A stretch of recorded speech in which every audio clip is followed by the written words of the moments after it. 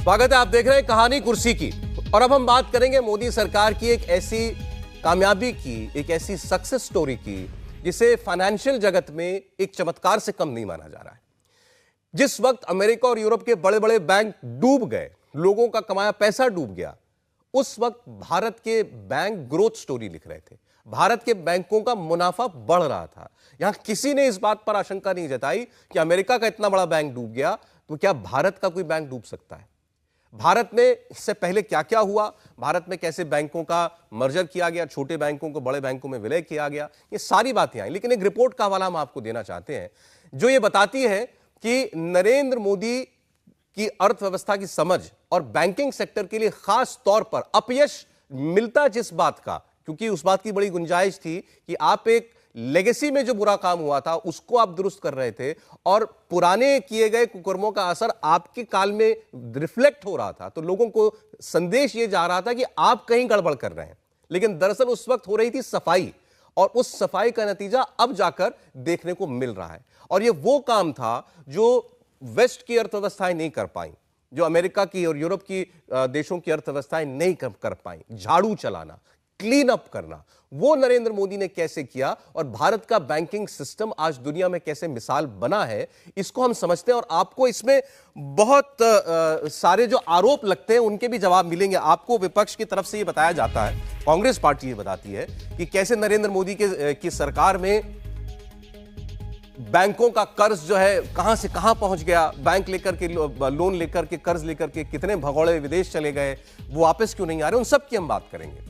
सबसे पहला आंकड़ा यह है कि इस वक्त सरकारी बैंकों का एनपीए 10 साल में सबसे कम है, पिछले 10 वर्षों का सबसे कम एनपीए है। दूसरी बड़ी बात, जो बड़े बड़े बैंक घाटे में चल रहे थे आज वो सब रेड से ग्रीन में आ चुके हैं, पिंक हैं सब, यानी मुनाफे में है। तीसरा, लोन डिफॉल्ट में जबरदस्त कमी आई, यानी जो लोन ले रहा है वो चुका भी रहा है, वक्त पर चुका रहा है। और इसमें एक खास बात यह है कि अब बैंकों को उम्मीद जो है कर्ज की, हर बैंक कर्ज देना चाहता है इस शर्त पर कि कोई वापस करे, लेकिन अब उसको यह दिखाई दे रहा है कि बड़े बड़े लेनदारों से बेहतर है वो छोटा आदमी जो कर्ज लेता है अपने व्यवसाय के लिए, अपने घर के लिए, क्रेडिट कार्ड के लिए या और व्यवस्थाओं के लिए, वो कर्ज लेता है और चुकाता भी है। तो वो चंक बहुत बड़ा है कर्ज लेने वालों का। तीसरी बड़ी बात है, विदेशी झटकों का भारत की अर्थव्यवस्था पर, खासकर बैंकिंग सेक्टर पर अब कहीं असर नहीं दिखाई दे रहा है। एक आप कह सकते हैं इंसुलेशन हुआ है। ये भारत अब बचा रहता है जब विदेश में भी या वैश्विक आर्थिक हालात में भी खलबली मचती है, और ये ग्रोथ स्टोरी लगातार बढ़ती जा रही है। कुछ और आंकड़े आपको हम दिखाते हैं क्या हुआ आखिर बैंकिंग सेक्टर के अंदर। तो आप ये देखें कि जो ग्रॉस एनपीए होता है 10 साल के अंदर आपने जितना कर्ज दिया उसका प्रतिशत में कितना है जिसको आप वापस आने की उम्मीद नहीं है, जो बैड लोन हो गया, खराब हो गया, जो अब लेनदार की देने की कोई नियत आपको दिखाई नहीं देती है। 2018 में ये कुल कर्ज का 11.2% था, अधिकतम इसकी पीक थी 11.2%। आप कहेंगे 2018 में दिखा रहा है, मतलब नरेंद्र मोदी के काल में दिए गए लोन जो है वो खराब हुए। यहां ऐसे लोन जो है बांटे गए रेबड़ियों की तरह, बताशों की तरह, किसी को भी दे दिया गया, तभी ये सबसे ज्यादा दिखा रहा है एनपीए। ऐसा नहीं है। आप इससे थोड़ा सा और आगे चलिए, आज मार्च 2023 में ये 3.9% पर आ चुका है, और उम्मीद ये है कि ये और 24 तक जाते जाते 3.6% पर हो जाएगा, जो इसकी ओरिजिनल स्थिति थी जब ये सिलसिला शुरू हुआ कि किसी को भी लोन दे दो, और उस वक्त फोन पर लोन दे दिए जाते थे अरबों के, ऐसा आप सुनते थे। उस जमाने से यहां तक अब वापस कहानी लौटती हुई दिखाई दे रही है। बैलेंस शीट कैसे साफ हुई है जरा आप इसको भी देखिए।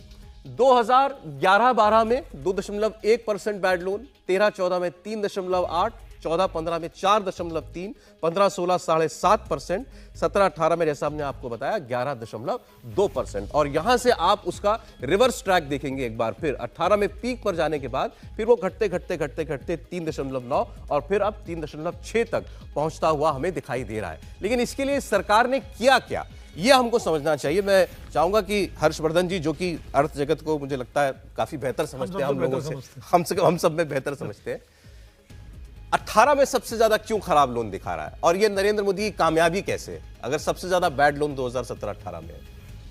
देखिए, अभी भारत जोड़ो यात्री डॉक्टर रघुराम राजन, उनके हवाले से मैं 2-3 बातें बताता हूं। अब भारत जोड़ो यात्री कहेगा तो मुझे लगता है कि कांग्रेस के लोगों को भी समझ में आएगा, जो विपक्षी लोग हैं उनको भी समझ में आएगा। भारत जोड़ो यात्री अभी के रघुराम राजन 2013 से 2016 तक भारत के रिजर्व बैंक के गवर्नर थे।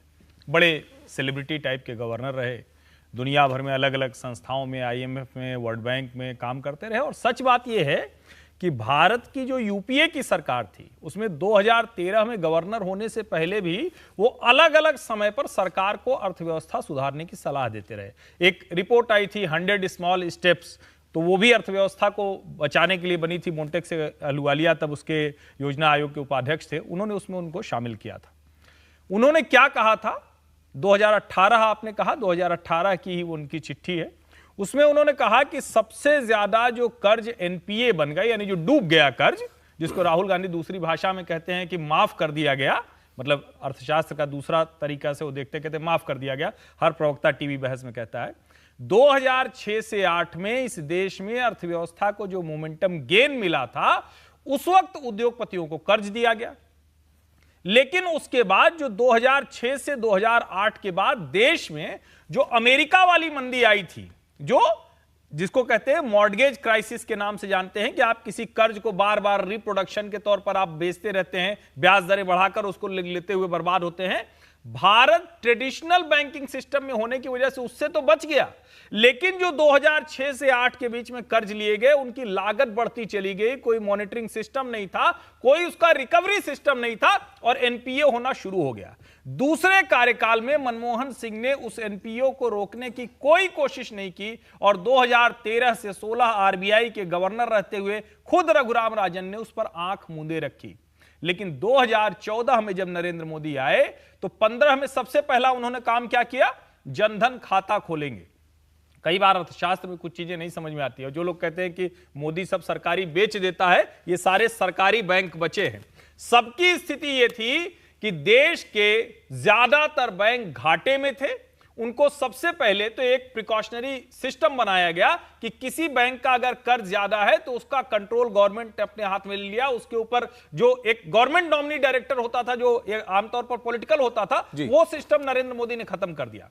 आज की तारीख में insolvency bankruptcy code, Vinod Rai ने जो पूरी तरह से कमेटी के लिए दिया था कि बैंकों को कैसे हम सुधारेंगे, प्रॉम्प्ट करेक्टिव मेजर्स लिए गए। जिन जिन बैंकों की स्थिति खराब थी उनको अलग डाला गया, उनकी बैलेंस शीट अलग अलग की गई और अब जब वो ठीक हो गए तो आप कल्पना कीजिए कि जो बैंक डूबने के कगार पर थे आज 1 लाख करोड़ के प्रॉफिट में है, 1 लाख करोड़।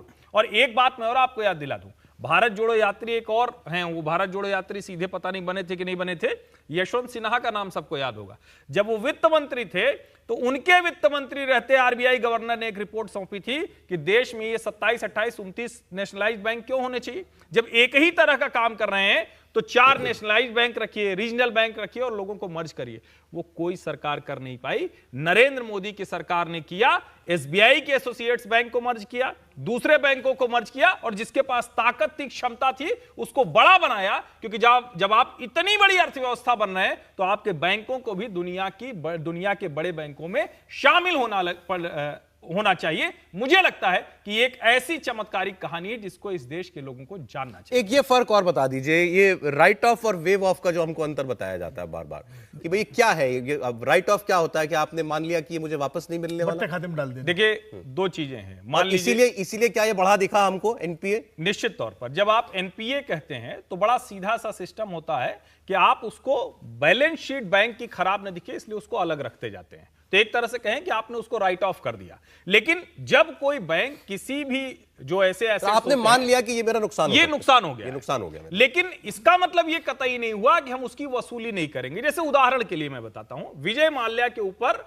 एनपीए बढ़ता चला गया, लेकिन आज विजय माल्या से 8,500 करोड़ रुपए उसके गोवा के बंगले से लेकर अलग अलग परिसंपत्तियों को बेचकर एसबीआई हासिल कर चुकी है। अब एक और स्टेटमेंट मैं आपको याद दिलाता हूं, स्टेट बैंक की चेयरमैन थी अरुंधति भट्टाचार्य, उन्होंने कहा कि आप फर्क कितना है मोदी गवर्नमेंट के पहले और मोदी गवर्नमेंट के बाद।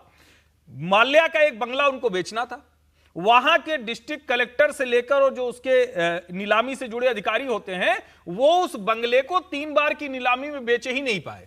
मोदी सरकार के आने के बाद उस प्रोसेस को दुरुस्त किया गया और यही वजह है कि सिर्फ माल्या नहीं, नीरव मोदी की संपत्तियों को भी और देश के जितने ऐसे डिफॉल्टर हैं। और अभी तो आप देखिए जो संपत्तियों का एक तरह से कहे कि निपटान होता है वो आप तय करते हैं कि उसमें कहां तक एक जिसको कहते हैं कि लिवरेज कितना है। जैसे याद होगा आपको, अभी तुरंत का मैं याद दिलाऊं कि जो बैंकिंग सेक्टर है 5 करोड़ से ऊपर के जो लोन है उनको आपको मंथली रिपोर्ट देनी पड़ती है, जो अडानी के समय लोगों ने कहा कि बैंक अलग से नीरव कर मोदी रहे हैं। विजय ये माल्या रेगुलर पर हो गया। एक खबर आपको देंगे, उस पर कमेंट लेंगे। कुछ कहना चाह रहे हैं संजय जी? नहीं, मैं ये कह रहा था कि कुछ आंकड़ों की और जांच पड़ताल होनी चाहिए या दर्शकों के सामने हमें देना चाहिए। बिल्कुल। ये जो एनपीए की बात हो रही है कि 2018 में सबसे ऊपर हो गया था 11% और वो घट के अब 3% पे आ गया, 3.5% 3.5% पर आ गया। तो इसमें क्या ये भी कहानी है वेव ऑफ और इसकी? क्योंकि अगर आपने वेव ऑफ कर दिया वो अपने आप नीचे चला आएगा। वसूली कितनी हुई इसकी जानकारी होनी चाहिए, तब आप वो आंकड़ों को साफ साफ देख सकते हैं। आप पे लोन है, आपने वेव ऑफ कर दिया, 80% लोन वेव ऑफ कर दिया, अगले बैलेंस शीट में आपका एनपीए अपने आप गिर जाएगा, वो 3% पे चला आएगा। दूसरा, एडवांसेस को भी देखना चाहिए। बैंक ने इस दरमियान एडवांसेस कितने दिए? लोन दिया ही नहीं, एनपीए बढ़ेगा नहीं। इस चीज को भी देखने की जरूरत है, मुझे लगता है। नहीं, उस रिपोर्ट में ये भी है कि बड़े लोन कम हुए। मैं ये नहीं कह रहा हूं बैंकों ने बड़े कर्ज देना कम किया। मैं ये नहीं कह रहा हूं कि ऐसा ही हुआ है, लेकिन क्या ऐसा हुआ? मुझे लगता है को कि भी देखने की संजय जी ने बहुत अच्छा सवाल पूछा है। और आज आप लोग कहानी कुर्सी के जितने दर्शक देख रहे हैं, कागज पेन लेके बैठिए और इसके बाद इसको सर्च कीजिए, दोनों को मैच कीजिए। 10 लाख करोड़ से ज्यादा के एनपीए की रिकवरी इस सरकार के दौरान हुई है, नंबर 1। नंबर 2 ये कि जब हम कहते हैं क्या कर्ज दिया गया नहीं दिया गया, 17.9% अप। और सिर्फ एक सेक्टर में नहीं, किसी भी सेक्टर में क्रेडिट ग्रोथ कम नहीं हुई है। और वो बावजूद इसके कि भारत सरकार का जो कैपिटल एक्सपेंडिचर है वो 36% अप हो गया।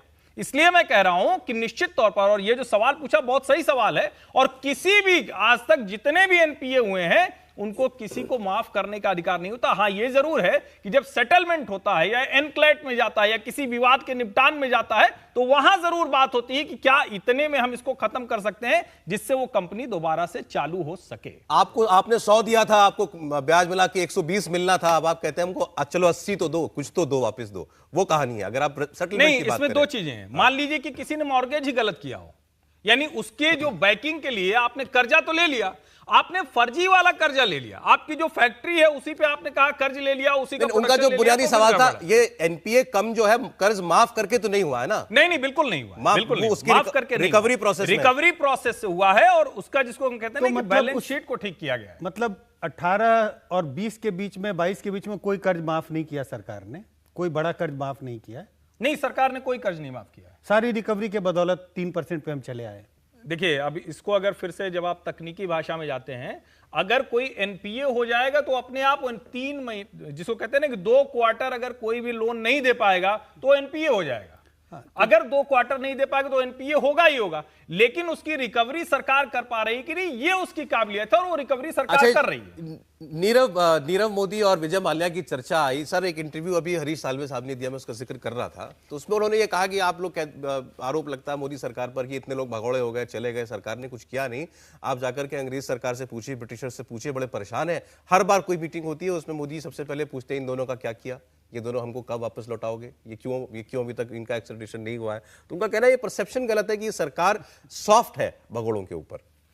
देखिए, मोदी जी पूछते होंगे, लेकिन खाली प्राइम मिनिस्टर के पूछने से कुछ नहीं होता है, उसकी एक प्रक्रिया होती है। सरकार उस प्रक्रिया में कितनी गंभीरता से काम कर रही है, ये महत्वपूर्ण है। आपके हिसाब से गंभीर है या नहीं है? भाई, मैं तो नतीजे पे मानूंगा। गंभीरता तब आएगी जब वो आ जाए। मैं तो जब देखता हूं, जब इलेक्शन आने वाला होता है कोई, तो अचानक मीडिया में चलने लगता है कि बस नीरव मोदी आने वाला है, विजय माल्या आने वाला है, और उसके बाद मेहुल चौकसी तो लगभग आ गया था। मेहुल चौकसी के जहाज चले गए, लौट के आए, खाली वो निकल गया वहां से। मतलब जहाज हमारा सीबीआई लेकर गई और जहाज वहां लैंड किए रहा। वो कहानी आज आप बता दीजिए, समझे? वो कहानी बता दीजिए एक बार। नहीं, कहानी अब छोड़िए, कहानी जो है वो ऐसी है। मैं अभी ये गूगल देख रहा था, तो गूगल के हिसाब से, पता नहीं, मैं आपकी जो रिपोर्ट है इसको चैलेंज नहीं कर रहा हूँ, वो रिपोर्ट निश्चित रूप से ऑथेंटिक रिपोर्ट है। ये कह रहा है, कोई रिपोर्ट है, ये कह रही है कि prime minister Narendra Modi promise to make the Indian economy at 5 trillion economy, but instead in just over 7 years till 2021 bank fraud has surpassed 5 trillion और उन्होंने पूरा आंकड़ा दिया कि कितने बैंक फ्रॉड बड़े बड़े हुए जिनसे करीब 5 ट्रिलियन के आसपास जो है सरप्रास्ट हुई, यही देख रहा था मैं। तो दोनों तरफ की पिक्चर है।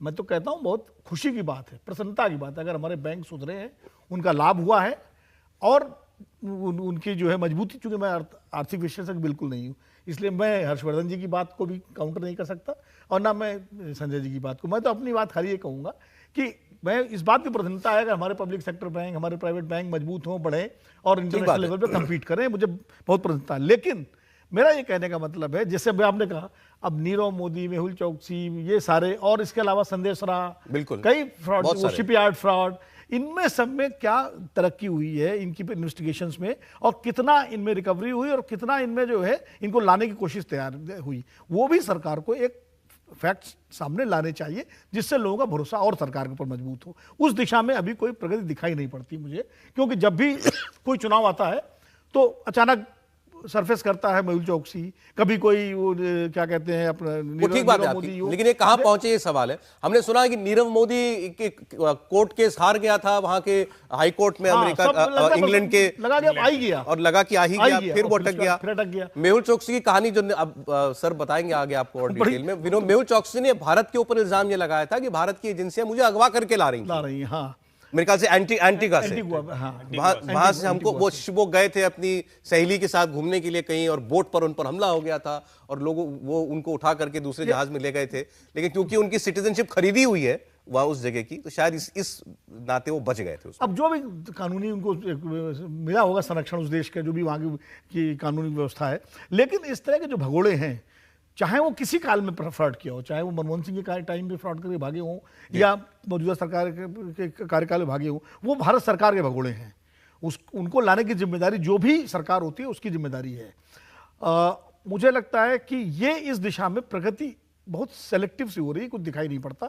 और जैसे एक उदाहरण और जो बैंक फ्रॉड से संबंधित नहीं है, लेकिन वो भी देश का मामला है। अब कुलभूषण जाधव का मामला हर चुनाव के टाइम आ जाता है, अब कहाँ कुलभूषण जाधव के बारे में कोई बात ही नहीं हो रही है, कोई पूछ ही नहीं रहा। वो मेरे ख्याल में अलग मामला है, मतलब वो मामला अलग है, लेकिन है तो भारत से जुड़ा हुआ ना, भारत से जुड़ा हुआ, उसमें हम शायद ज्यादा नहीं कर सकते हैं उसमें। नहीं, वो बात सही है, लेकिन हम जितना हम तो एनपीए भी कम करने में नहीं कर सकते, लेकिन चर्चा तो करते हैं। चर्चा की हम बात कर रहे हैं, हम कह रहे हैं कि ऐसे मामले अचानक आते हैं चुनाव के टाइम में और उसके बाद कहाँ गायब हो जाते हैं। बताइए हर्षवर्धन जी, इसमें मतलब नहीं देखिए, ये केवल चुनावी झुंझुना होता है। ये सवाल महत्वपूर्ण है और निश्चित तौर पे जब तक नीरव मोदी और विजय माल्या यहाँ नहीं आ जाएंगे, तो जो विनोद जी ने कहा कि अंतिम परिणाम क्या है, लेकिन हमें ये तो देखना पड़ेगा ना कि सरकार ने किया क्या क्या है।